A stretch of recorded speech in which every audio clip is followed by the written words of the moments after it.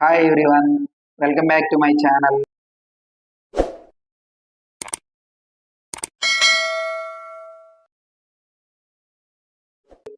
Here we are going to discuss the topic is integers. How to learn in easy way, how to use in our daily life, where you are using these integers, what is the main purpose of the integers. అసలు ఈ integers మనం ఎందుకు నేర్చుకోవాలి? Okay, so first మనం integer definition చూద్దాం. అసలు integers అంటే ఏంటి? ఈ మ్యాథమెటిక్స్ సబ్జెక్ట్లో మెయిన్ క్రూషియల్ రోల్ని ఇంటీజర్ అనే టాపిక్ ప్లే చేస్తుంది. సో అసలు ఇంటీజర్స్ అంటే ఏంటి, డెఫినేషన్ అంటే ఏంటి, డైలీ లైఫ్లో మనం ఇంటీజర్స్ టాపిక్ని ఎలా యూజ్ చేస్తాం అనే దాని గురించి ఈ వీడియోలో మనం డిస్కస్ చేద్దాం. So first, what are the integers? What are the integers? Integers are negative numbers along with whole numbers. Definition అర్థమైనట్టే ఉంది. So integers are negative numbers along with whole numbers. నేను ఈ డెఫినేషన్ క్లారిటీ ఇస్తాను. First, positive numbers. Positive numbers positive numbers అంటే ఏంటి? +1, +2, +3, వీటిని positive numbers అంటారు. Next negative numbers. ఈ నెగిటివ్ నెంబర్స్ అంటే ఏంటి? -1, -2, -3 and so on. And zero. ఈ జీరో అనేది నేదర్ పాజిటివ్ నార్ నెగిటివ్, అంటే పాజిటివ్ కాదు, నెగిటివ్ కూడా కాదు. సో ఇక్కడ మనం అబ్జర్వ్ చేస్తే డెఫినేషన్ ఒకసారి చూద్దాం.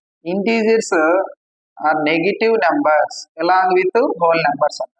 So these are the negative numbers along with whole numbers. Whole numbers అంటే ఇయర్ జీరో అండ్ పాజిటివ్ నెంబర్స్, వీటిని హోల్ నెంబర్స్ అంటాము. ఓకే, వీటి మొత్తాన్ని కలిపితే ఇంటీజర్స్ అంటాము. దీన్ని జెడ్తో కానీ ఐతో కానీ ఇంటీజర్స్.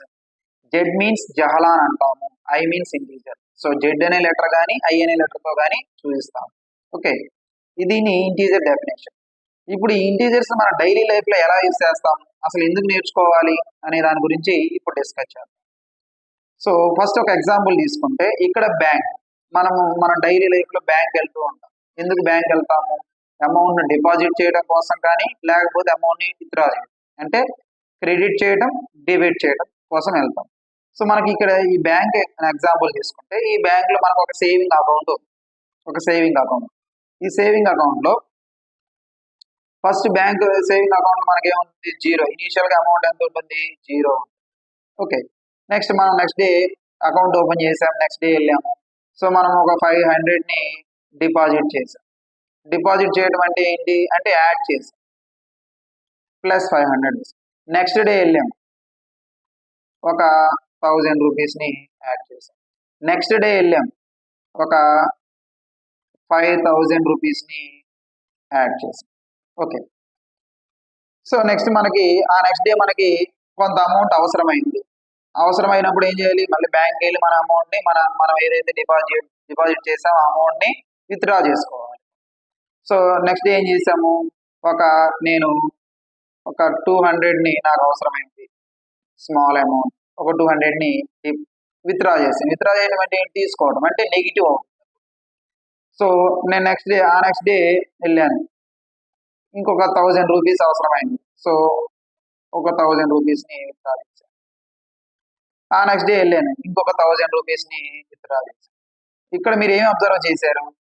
సో ఇవన్నీ కూడా పాజిటివ్ నెంబర్స్, ఇవన్నీ కూడా నెగిటివ్ నెంబర్స్.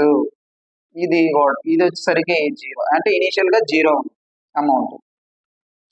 సో వీటన్నిటిని కలిపితే ఇప్పుడు మనం ఏమంటామంటే ఇంటీజర్స్ అంటాము.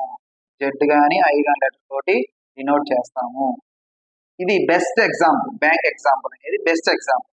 ఇంకొక ఎగ్జాంపుల్ చూద్దాం. మనం నెక్స్ట్ ఎగ్జాంపుల్ ఒకటి చూద్దాం.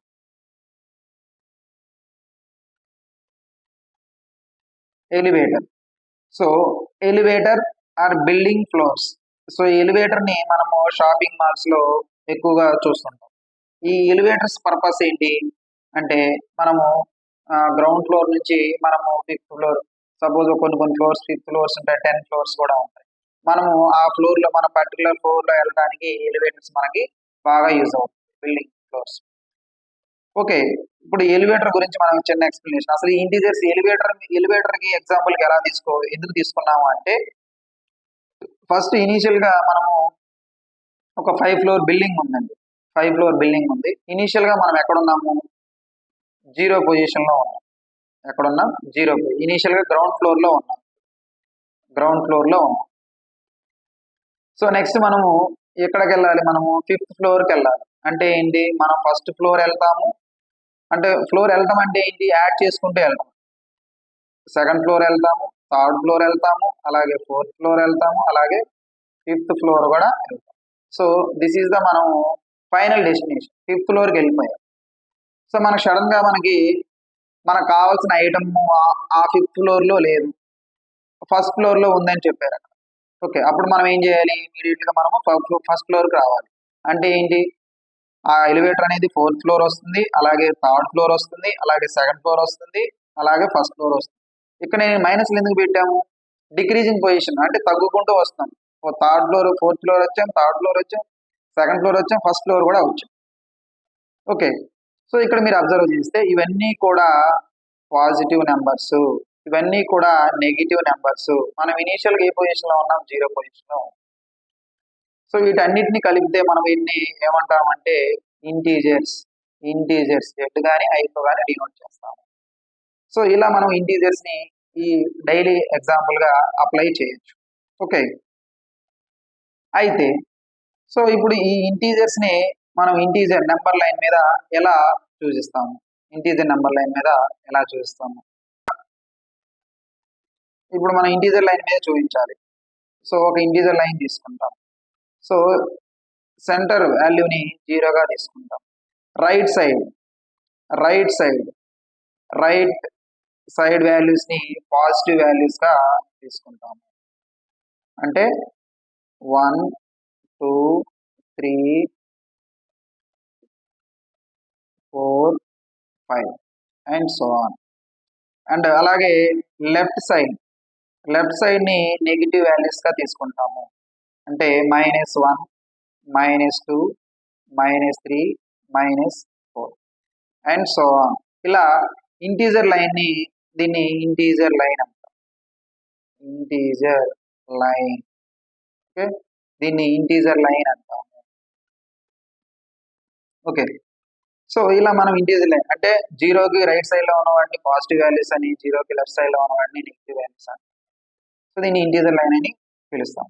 Okay, so this is about the integer main importance. Okay, so if you like my videos, please like, share and subscribe my channel. Thank you.